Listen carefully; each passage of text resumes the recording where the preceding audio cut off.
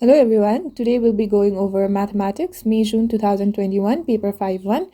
This paper is of probability and statistics first, and we have a time limit of 1 hour and 15 minutes. So let's get started.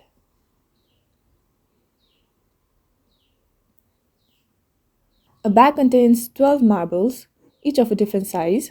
8 of the marbles are red, so we have total 12 marbles. And out of these 12, 8 are red, and the remaining 4 marbles are blue. We need to figure out the different selections of 5 marbles. So we're going to select 5 marbles out of 12,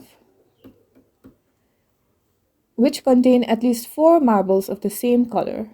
Alright, so I'm going to write the total number of selections.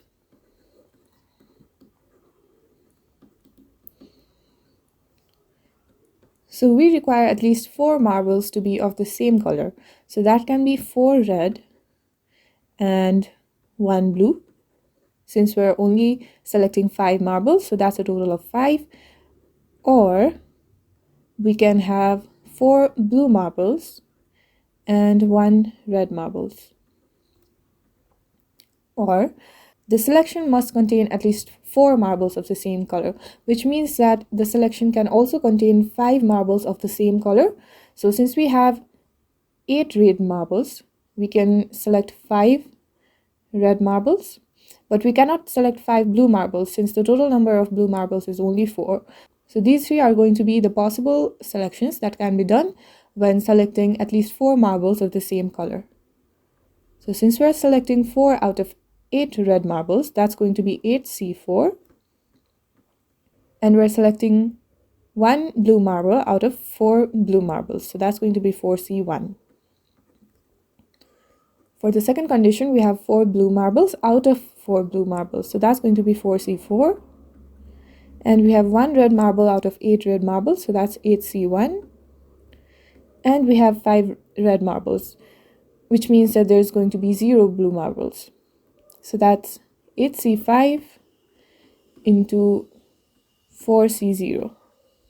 So 8C4 into 4C1 is going to be 280 plus 4C4 into 8C1 is going to be 8 plus 8C5 into 4C0 is going to be 56.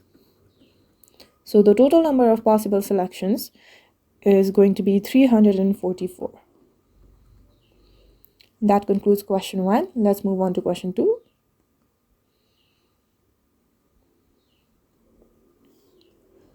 A company produces a particular type of metal rod, and the lengths of these rods are normally distributed. So I'm going to denote X to be the length of the rods, and we're given that the length of these rods are normally distributed, so that's going to be N, and we have the parameter mean as 25.2 centimeters, so that's 25.2 comma, we have the standard deviation as 0.4 centimeters, so that's going to be 0.4 square since we record the variance as our second parameter. And we're given a random sample of 500 of these rods. So sample, I'm going to denote it with N, that's going to be 500. How many rods in this sample would you expect to have a length that is within 0.5 centimeter of the mean length? Alright, so we're talking about the expected number of rods. So this is always going to be the total number of sample, which is N, into the probability of what is being required in the question. So in this case, we need to have a length that is within 0.5 centimeter of the mean length. So that's just going to be 25.2, that's the mean value, minus 0.5, because we're considering 0.5 within the mean length, is less than X, is less than 25.2 plus 0.5. We need to consider both of these situations because we're given within 0.5 centimeter, which means that we need to consider the 0.5 centimeter upwards of the mean length and downwards of the mean length. All right, so why do we do this? If we're only finding this probability, this will relate to only one rod in the sample. So out of one rod, how many rods would we expect to have the length? That's just the probability. But we're talking about a sample of 500 rods, which means that we need to multiply the probability of getting a rod with a length that is within 0.5 centimeter of the mean length into the given number of samples. So in our case, the sample is going to be 500. All right, since we know that X is a normal distribution, the second step we need to follow in order to figure out the probability is to standardize the value. All right, and in order to standardize an X variable that follows a normal distribution, we'll do Z equals to X minus the mu value, which is the mean, divided by sigma, which is the standard deviation. So that's going to be 25.2 minus 0.5. We need to subtract the mean value. And the mean value for the given variable is 25.2. So that's minus 25.2 divided by the standard deviation value of 0.4 is less than, now the X variable was transformed to the Z variable of standard normal distribution. So that's Z is less than 25.2 plus 0.5 minus the mean value of 25.2 divided by the standard deviation of 0.4.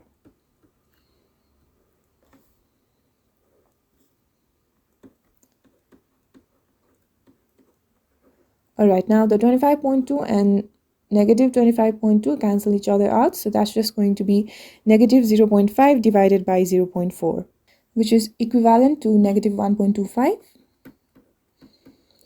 is less than Z is less than, again, the positive 25.2 and the negative 25.2 cancel each other out. So that's going to be 0.5 divided by 0.4, which is equivalent to 1.25.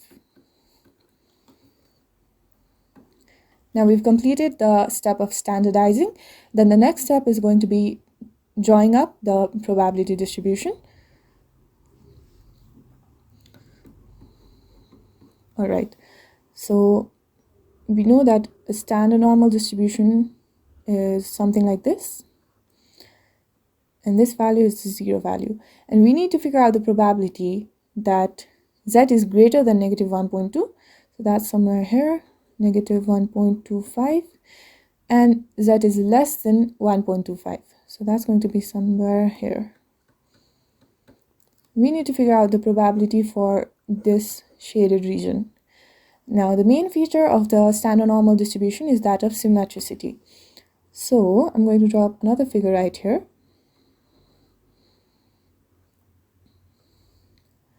Now I'm only going to consider the positive side. So here it's 1.25. Now I'm going to denote this area with A and this area with B.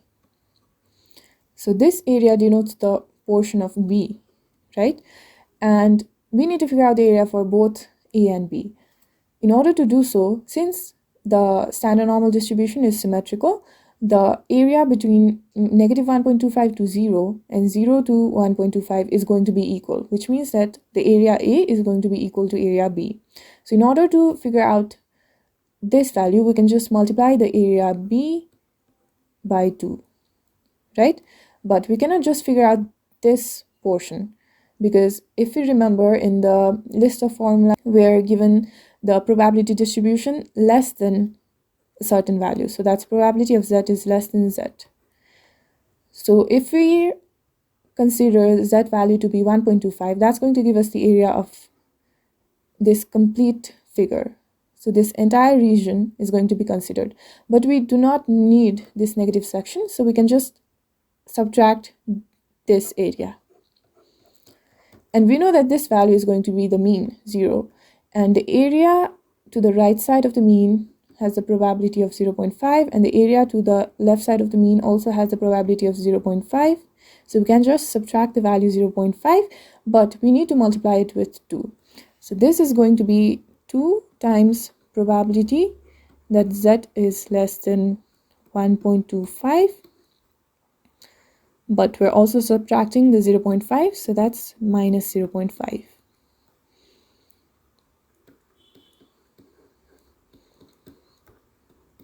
All right, now in order to figure out this probability value, we're going to look at the probability distribution table. So we need to find the probability that Z is less than 1.25.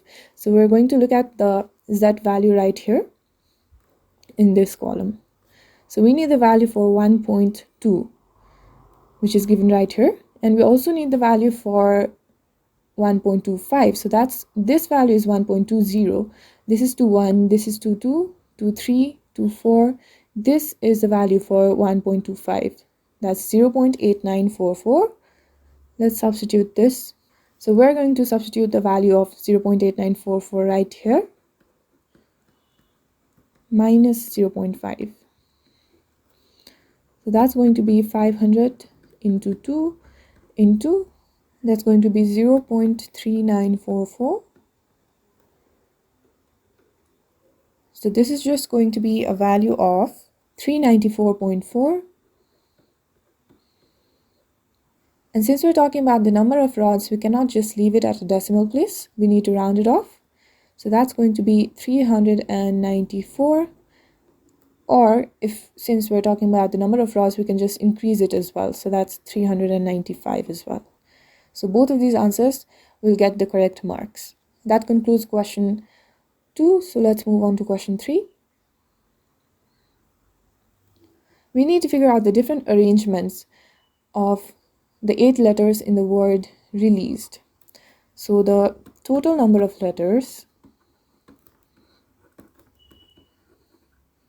I'm going to denote it with N. That's going to be 8. Now I'm going to list the repeated letters.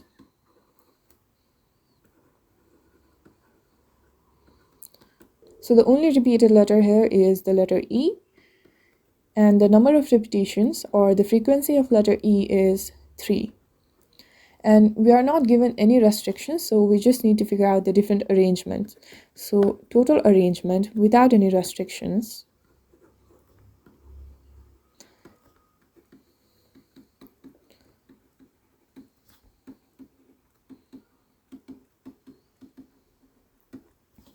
This is going to be n factorial divided by the repeated frequency factorial. So that's r factorial.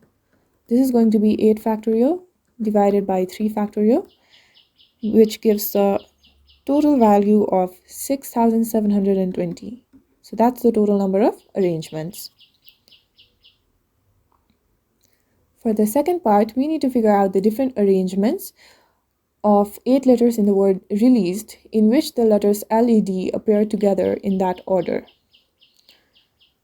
Alright, so now I'm going to consider LED as a particular letter here. Alright, then the remaining letter is going to be R, E, another E, A, S. That's going to be it. So now if we consider LED to be a single letter, now the total number of letters is going to be 6 letters, since this is 1 letter and there are remaining 5 letters. Now I'm going to list the repeated letters as well. So the repeated letter is E, and it has the frequency of 2. Since this is a single component, we do not consider E in this case, so the repeated is going to be just these 2. Alright, now we need to figure out the arrangement. So total number of arrangement.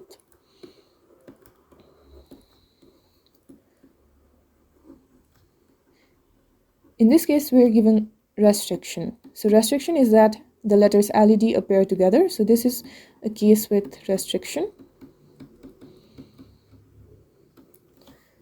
Alright, like before, this is also going to be n factorial, which is the total number of letters, divided by r factorial. So that's going to be 6 factorial divided by 2 factorial. But we would have also needed to consider the arrangement for these 3 letters LED. But since we're given the condition that they appear together in this particular order, we do not need to consider any other orders. So the total number of arrangement with the given restriction is going to be 360.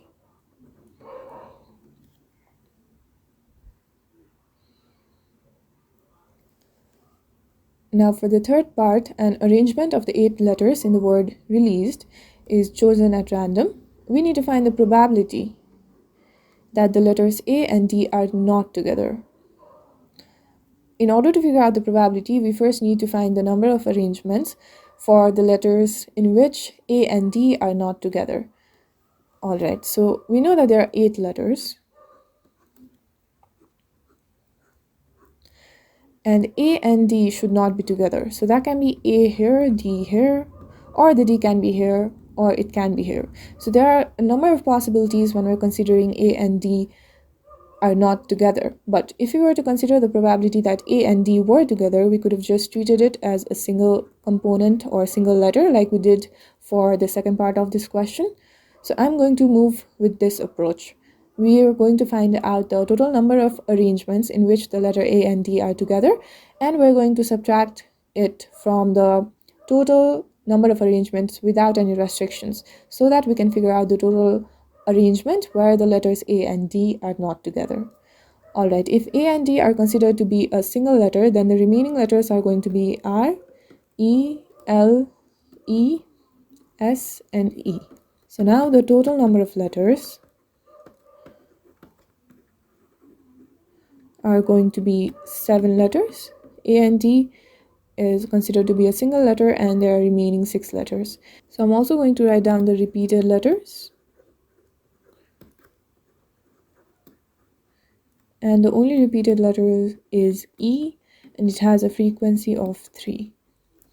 So now the total number of arrangements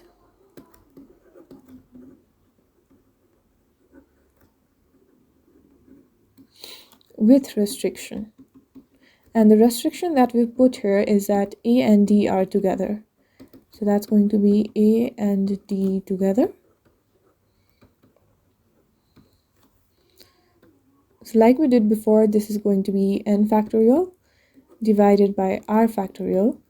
But we also need to consider the arrangement for these two letters right here, because D can come first and A can come last as well. So that's going to be total number of letters are 2, and there are no repeated letters. So that's going to be 0 factorial. Alright, now n is going to be 7 factorial divided by 3 factorial into 2 factorial. So the total number of arrangements is going to be 1680. But we need to figure out the total number of arrangements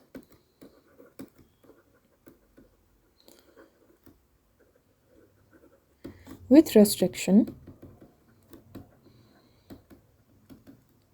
where A and D are not together.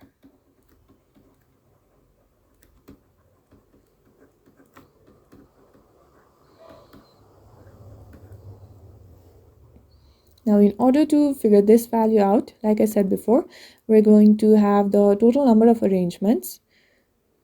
So that's total number of arrangements without restrictions. So this is the value for which we solved in the first part, minus total number of arrangements with restriction. The restriction of A and D together. So the total number of arrangements without restrictions was 6720 minus, and the total number of arrangements with restriction of A and D together is 1680. Now the total number of arrangements with the restriction A and D are not together is going to be 5040. Alright, but we need to figure out the probability. Now the probability that A and D are not together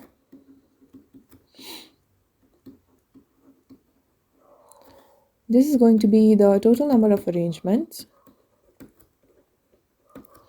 with the restriction of A and D not together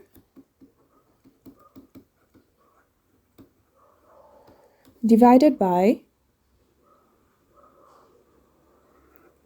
the total number of arrangements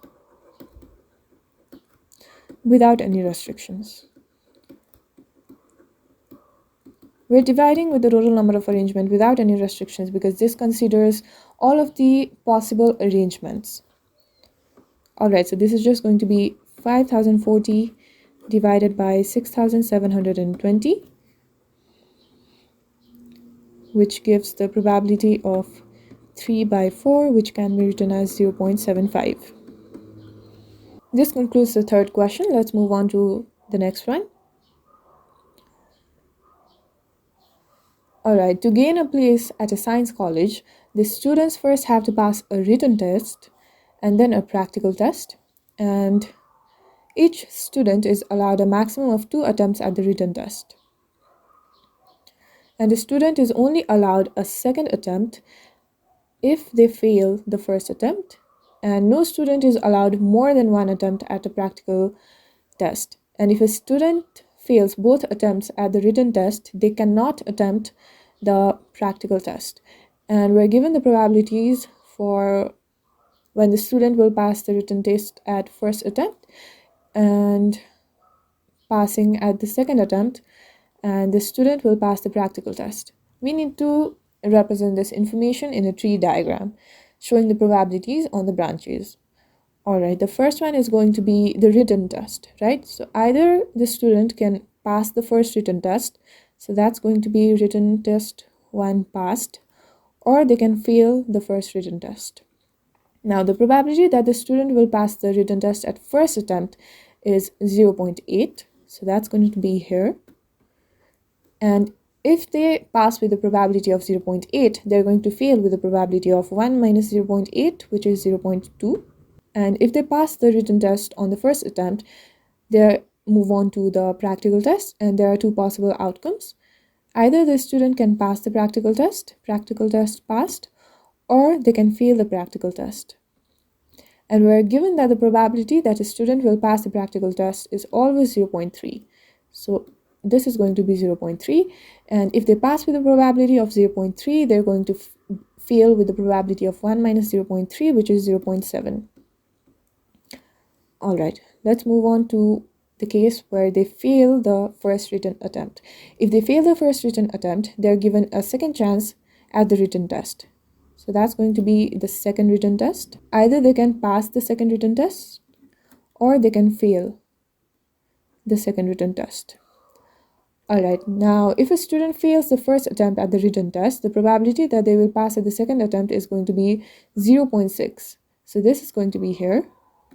And if they pass with the probability of 0.6, they're going to fail with the probability of 1 minus 0.6, which is 0.4.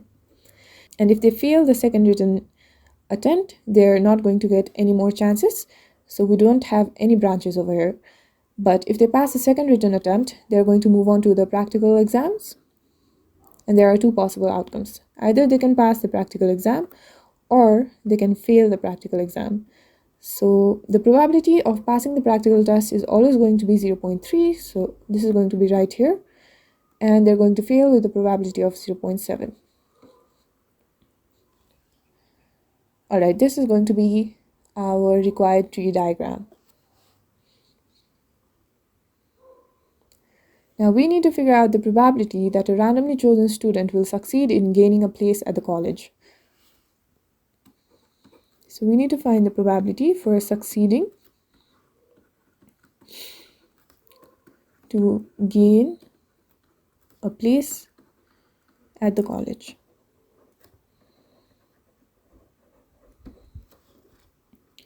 Alright, so the possible conditions is if they pass the first written attempt and they pass the first practical attempt, because the student is going to gain a place at the college only if they pass both the written test and the practical test. So that's going to be the first possibility. Or the student can fail the first written attempt and then proceed to pass the second written attempt and then pass the first practical test. Alright, so this is going to be the possible conditions. Now we can easily figure out the probabilities from our tree diagram.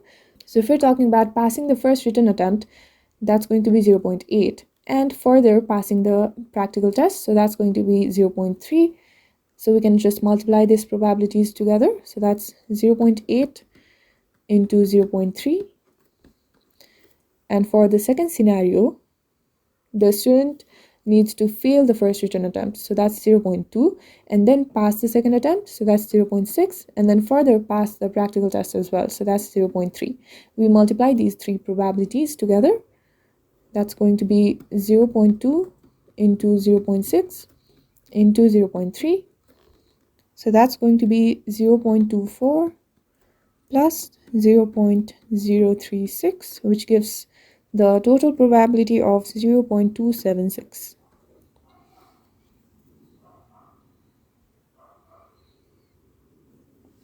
For the third part, we need to find the probability that a randomly chosen student passes the written test at the first attempt, given that the student succeeds in gaining a place at the college. Alright, so this is just going to be probability that the first written test is going to be passed by the student, given that the student succeeds in gaining a place. So I'm just going to denote it with G. Alright, and we know that from the Bayes theorem, we have its formula as written test passed and gaining a place at the college divided by probability of gaining a place at the college. So we've already figured both of these probabilities in the above second part. So passing the first attempt and gaining a place at the college is given by this probability. So our numerator value is going to be 0.24.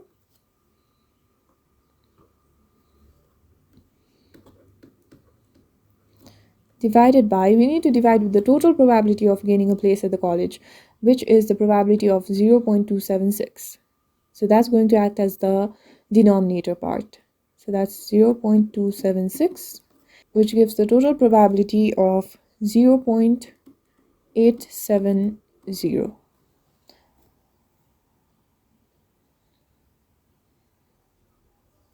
Now for the fifth question, we're given the times taken by 200 players to solve a computer puzzle, which is summarized in this table. So 0 to 10, there are 16 players, 10 to 20, 54, 20 to 40, there are 78, 40 to 60, that's 32, and 60 to 100, that's going to be 20 players. So we need to draw a histogram to represent this information. So histogram is similar to a bar diagram, so we're only going to draw a bar diagram for each of these values. All right. So I'm going to draw the axis first. So this is going to act as the x-axis. And always in the histogram, the x-axis is going to act as what information we're recording. So that's time in this case. And the time is given in seconds. All right. Now, since we have the maximum time of 100, I'm going to break it down with the value of 10. So that's going to be 10 seconds. That's 20, 30, 40, 50, 60, 70, 80, 90, and 100. All right.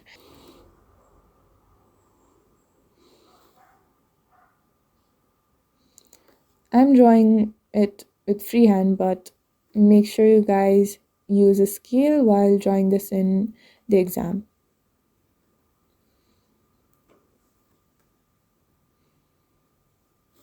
The y-axis is going to be that of frequency density.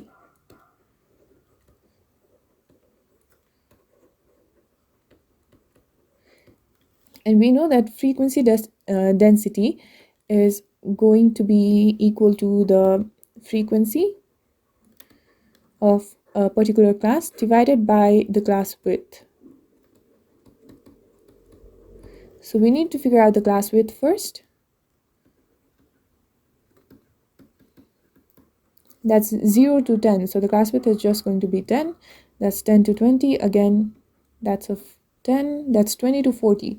Now the class width is going to be that of 20. Next, we have 40 to 60. The class width is going to be 20. And we have 60 to 100. That's going to be a class width of 40. Now we can easily figure out the frequency density. So frequency density is just frequency divided by the class width. So the first case, that's going to be 16 by 10, which is 1.6. For the second case, that's 54 by 10, that's 5.4. For the third case, that's 78 by 20, which is going to be 3.9. For the fourth one, that's 32 by 20. This is going to be 1.6. And for the final one, that's going to be 20 divided by 40. That's 0.5. So the highest frequency density we have is of 5.4. So I'm going to place the highest to be 6 on the y-axis. So if this is the 1, that's 2, 3, 4, 5, and 6. Alright, so now we're just going to plot it. So the first range is of 0 to 10, and we have the frequency density of 1.6. Alright, so 0 to 10, we have 1 right here, we have 1.5 right here, which means that 1.6 is this value, so that's 1.6, and this is for the range of 0 to 10, so that's right there. Alright, for the second range, that's 10 to 20, and we have the frequency density of 5.4. So we have 5 right here. So 5.4 is somewhere here. And this value is for the range of 10 to 20. So let's drop the bar.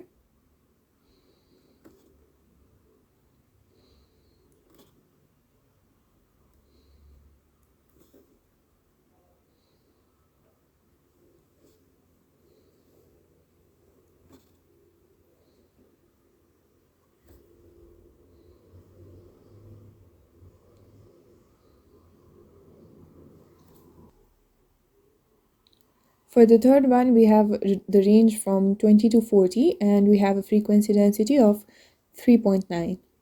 So that's going to be right here. And we have the range from 20 to 40.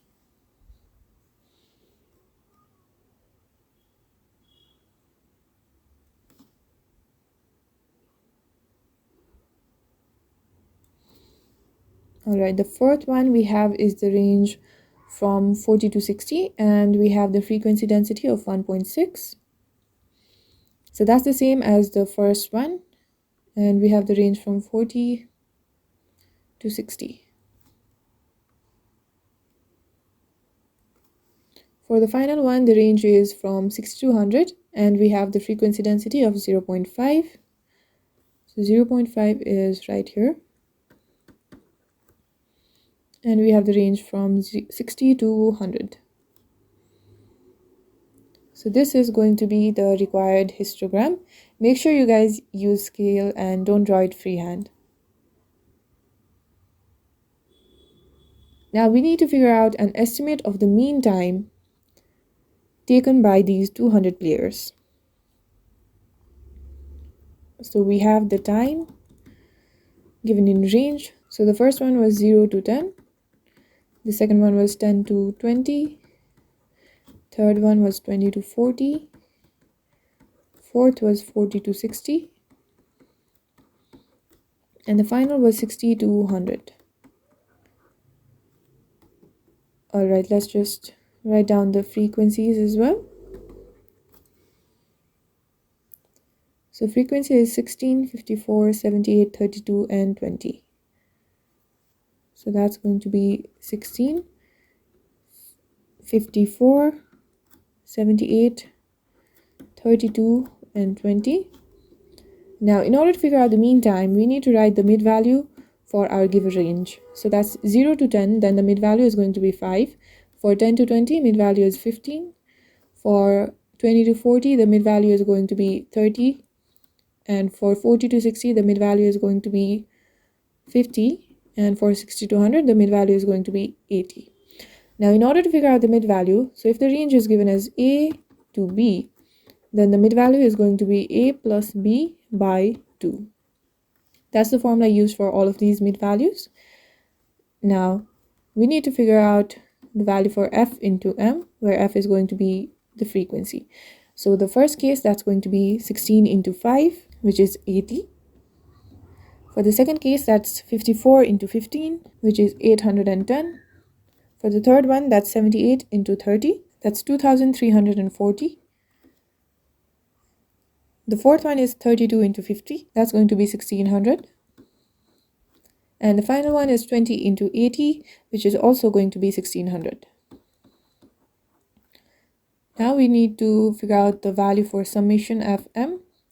So that's the sum of all of these 5 values, 80 plus 810 plus 2340 plus 1600 plus 1600, which is 6430. And we also need to figure out the summation f value. We're already given it in the question as 200. Now we need to figure out the mean time. So mean time is just going to be summation fm divided by summation f, that's 6430 divided by 20, which gives the mean time of 32.15 seconds.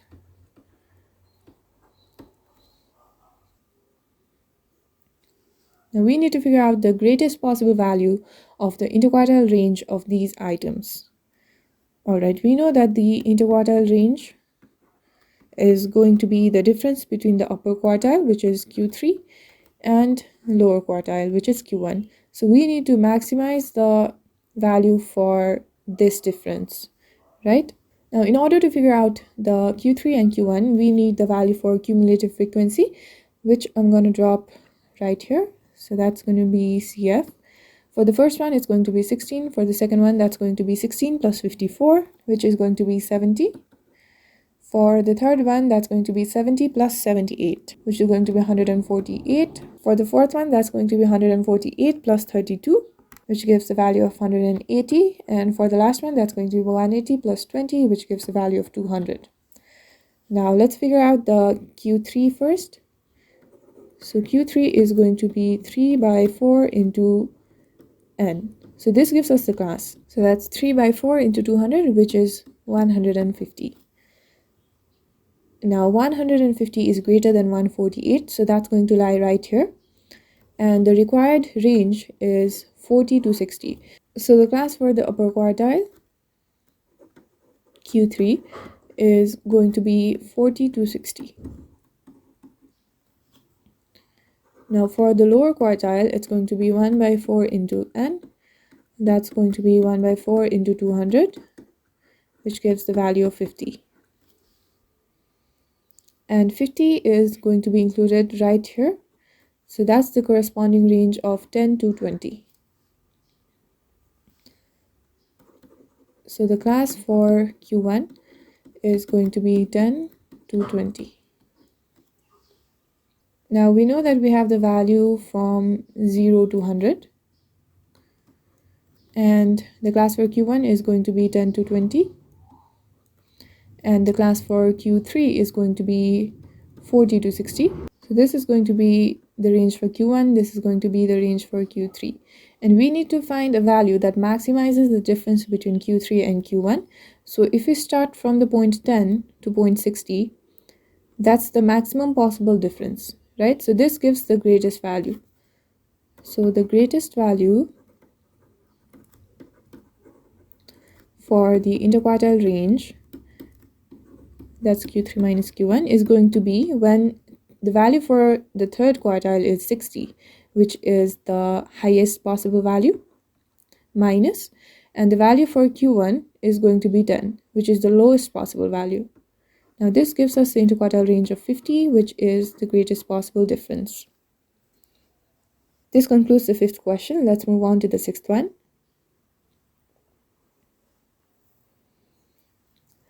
In Cuesta, 60% of adults travel to work by car, and we're given a random sample of 12 adults from Questa. We need to figure out the probability that the number who travel to work by car is less than 10. So I'm going to denote X by the number of people in Questa who travel to work by car.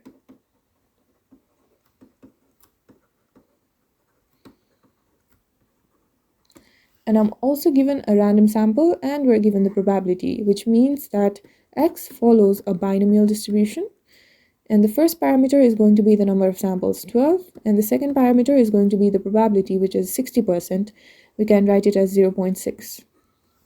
Alright, now we need to figure out the probability that the number of people who travel to work by car, that's X, is less than 10.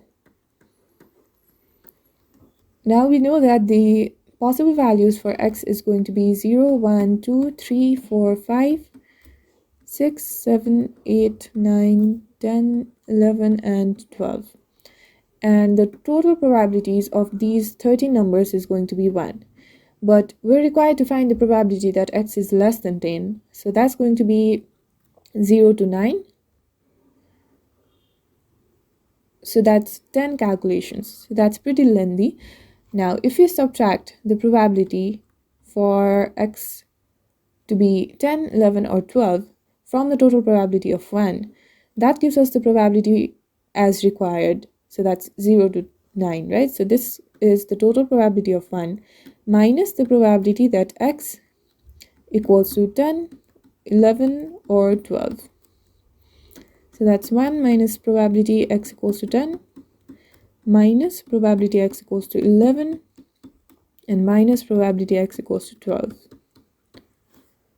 Alright, we're just going to use the binomial formula now. So that's going to be the total number of samples, 12, C 10, and 0.6 to the power 10 into Q. So if P is 0.6, then Q is just 1 minus P. So that's 1 minus 0.6, which is 0.4, into 0.4 square minus 12C11 into 0.611 into 0.4 to the power 1 minus 12C12 into 0.6 to the power 12 into 0.4 to the power 0.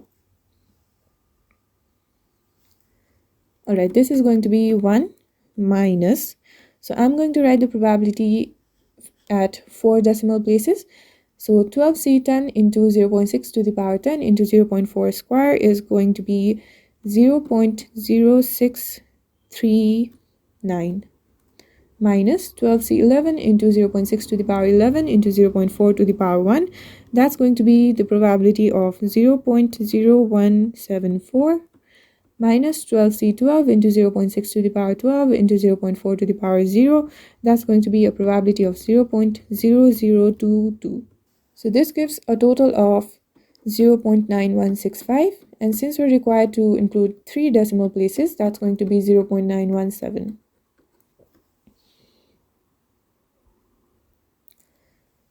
For the second part, we're given a random sample of 150 adults from Questa. We're going to use an approximation, which means that we're going to transform the binomial distribution to the normal distribution in order to figure out the probability that the number who travel to work by car is less than 81. Alright, we know that X follows a binomial distribution, and we have a sample of 150 now, so that's going to be 150, 0.60. And since we're approximating, we need to figure out the value for the mean. So that's n into p, which is 150 into 0.60. That's going to be 90. And we also need to figure out the value for variance. So that's going to be n into p into q. So 150 into 0.60 into 0.40, which gives the variance of 36. Which means that now X can be written as a normal distribution with the parameter mu. For mu, that's going to be mean of 90 and sigma square. So that's just the variance with the value 36. Alright, now we're going to use this distribution in order to figure out the probability that X is less than 81. Now, we know that binomial distribution is a discrete distribution, but a normal distribution is a continuous one. And whenever we transform any discrete distribution into a continuous distribution, we need to perform the continuity correction, right? So we're talking about the values where x is less than 81. So I'm just going to drop right here. So that's 81, that's 81.5, that's 80.5. So we're talking about the lesser value.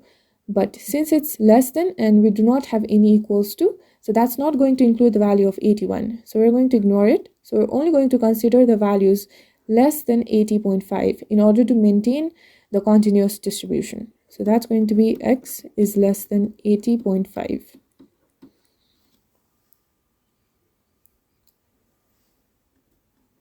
Now we can just perform the first step of standardizing. So that's going to be z is less than 80.5 minus our mean of 90 divided by the root under variance of 36.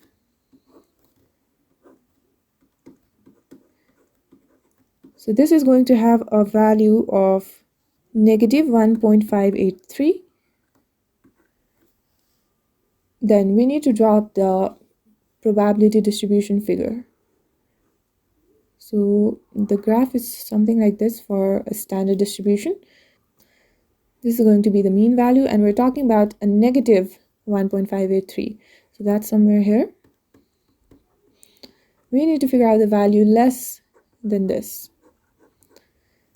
Now, due to the property of symmetricity, the area less than negative 1.583 and the area greater than positive 1.583 are going to be equal. So this area is going to be equal to this shaded area. So in order to figure this out, we need to subtract the value of the probability less than 1.583 from the total probability of 1. So that's going to be 1 minus probability of z is less than 1.583. Alright, now we need to figure out this value from the formula table. We're looking for the probability less than 1.583, so we're going to search for 1.5 in this column. So that's right here. And we need 1.58. So 8 is going to be given in this column. So that's the probability of 0.9429. But we also have a third decimal place of 3, which is given right here. And we have the value of 4. So the required probability is going to be 0.9429 plus 0.0004, which gives the total probability of 0.9433. So that's 0.9433, which gives the total probability at 0.0567. This is the required value. Now we need to justify the use of our approximation. So the justification for approximating a binomial distribution to normal distribution would be possible when NP and NQ both are greater than 5. So we know that the value of NP is 150 times 0.6, which is 90. That's obviously greater than 5. And the second condition is NQ. So that's 150 into 0.4, which is 60. So this is also greater than 5. So this justifies the use of our approximation in the second part. This concludes the 6th question. Now let's move on to the 7th one. Sharma knows that she has 3 tins of carrots, 2 tins of peas, and 2 tins of sweet corn. So that's a total of 7 tins. And out of the 7 3 is of carrots, 2 are of peas, and the remaining 2 are of sweet corn. Now all the tins are the same shape and size, but the labels have all been removed. So Sharma does not know what each tin contains. Now Sharma wants carrots for her real meal, and she starts opening the tins one at a time, chosen randomly, until she opens a tin of carrots. The random variable x is the number of tins that she needs to open. So we're given the number of tins to be 3. So that's 1, 2, 3. In the first one, she picks a tin which is not carrot. For the second one, also she picks up a tin that's not carrot. And for the third one, she finally picks up the tin for the carrots. All right. So if we have 3 carrot tin, then the not carrots tin will be of 4. So that's going to be 4 by 7 into, after already picking out the first one, the second one, we only have a total of 6 tins. And we already picked out 1 from this, so that's going to be 3 for the second one. So that's 3 by 6 into, the last one is for the carrots, but since we've already picked out 2 tins already, so the total tins for the third pick is going to be 5. So that's 5, and we have 3 carrots, so that's 3. So this gives the total probability at 6 by 35, which is the required one. For the second part, we need to draw up the probability distribution table for x. Now let's just figure out the possible numbers that x can take. Since x is the number of tins to be opened in order to get the tin of carrot, so that can be in the first try, that can be on the second try, that can also be on the third try, fourth try, fifth try, but that cannot be for greater than fifth try, because the tins containing carrot is 3 and the tins not containing carrots is 4. If we have 4 tins that are not carrots, then the fifth tin must be a carrot, so there cannot be a greater number than 5. Now we need to figure out the respective probabilities. So that's x equals to x.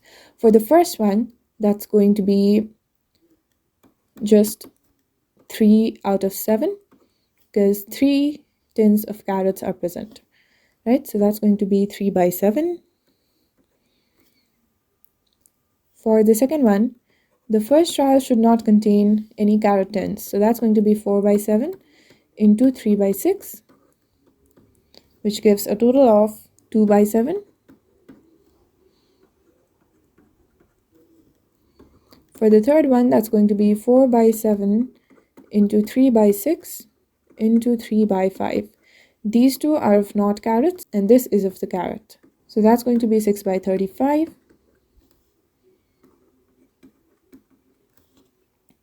For the fourth one, that's going to be 4 by 7 into 3 by 6 into 2 by 5. These three are for not carrots one, and we have a carrot one for the last one. So this is going to be 3 by 35. And we have the final one, that's 4 by 7 into 3 by 6 into 2 by 5 into 1 by 4 into 3 by 3.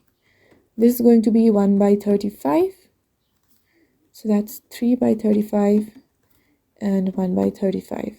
So in order to figure out whether the probability distribution we made is correct or not, just sum all of the probabilities, and if it's equal to 1, you've got the correct one. If it's not equal to 1, then your probability distribution table is probably incorrect. So if we sum here, that's 3 by 7 plus 2 by 7 plus 6 by 35 plus 3 by 35 plus 1 by 35. That gives us the total of 1. So our probability distribution table for x is correct.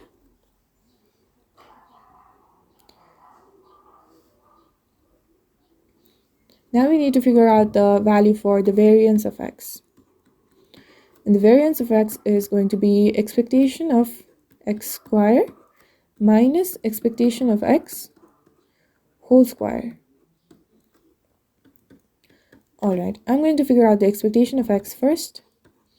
So this is the sum of x into probability of x equals to x. So that's going to be 1 into 3 by 7 plus 2 into 2 by 7 plus 3 into 6 by 35 plus 4 into 3 by 35 plus 5 into 1 by 35, which gives the total value of expectation of x as 2. Now we need to figure out the value for expectation of x square. So this is just going to be the sum of x square into probability of x equals to x. So this is just going to be 1 square into 3 by 7 plus 2 square into 2 by 7 plus 3 square into 6 by 35 plus 4 square into 3 by 35 plus 5 square into 1 by 35. So that gives the total expectation of x square value of 182 divided by 35. Alright, now we substitute these values. So that's going to be 182 by 35 minus 2 square, which gives the variance of x at 6 by 5. That's the required answer.